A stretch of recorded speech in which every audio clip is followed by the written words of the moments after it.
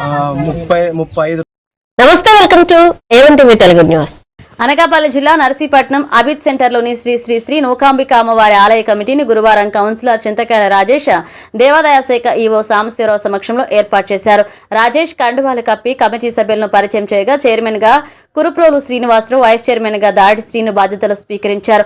అనంతరం సభ్యులందరినీ ఈవో సాంబశివరావు ప్రమాణ స్వీకారం చేయించారు. ఈ సందర్భంగా రాజేష్ మాట్లాడుతూ స్పీకర్ చింతకాయల అయ్యన్న పాత్రుడు ఆదేశాల మేరకు కమిటీ ఏర్పాటు చేశామని, గత 5 ఏళ్లుగా అమ్మవారి పండుగలు అంతంత మాత్రంగానే జరిగాయని, అయితే తెలుగుదేశం ప్రభుత్వం తొలి సంవత్సరంలో అంగరంగ వైభవంగా జాతర నిర్వహించామని గుర్తు చేశారు.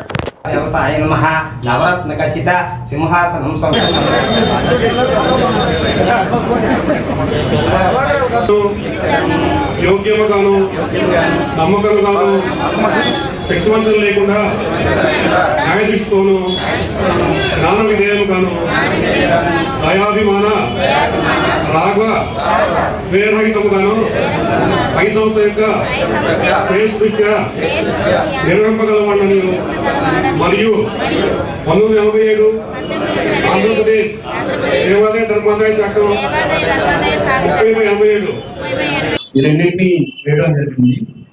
ఇప్పుడు మన అందరికీ తెలిసిన విషయమే, మనకి నూకలం తల్లి అంటే ఎంత దైవం, మన గ్రామ దేవత ఆమె, మనందరికి తెలిసిన విషయం. ప్రతి ఒక్కరు కూడా ఆమె దగ్గరికి వచ్చి ఆశీస్సులు తీసుకుంటూ ఉంటారు.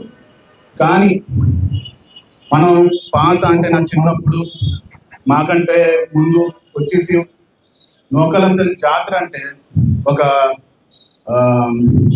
జాతర అయినా లేకపోతే ఒక గరగలు కానీ తీసినప్పుడు కనీసం ఒక 500 మంది వరకు ఉండేవారు మన చిన్నప్పుడు. కానీ కాలక్రమేణా కొన్ని మన కుర్రోళ్ళు కానీ లేకపోతే మనం ఎవరైనా కానీ జాబులు చేసుకోవడానికి వెళ్ళిపోవడం వల్ల ఇది వల్ల అది అలా కొంచెం తగ్గుతూ వచ్చింది. కానీ ఈసారి మళ్ళీ దాని తర్వాత కొన్ని పండుగలు చేసాం, మళ్ళీ అలా తగ్గుతూనే వచ్చింది. మన వైసీపీలో కూడా పండుగలు చేశారు. వైసీపీలో పండుగలకి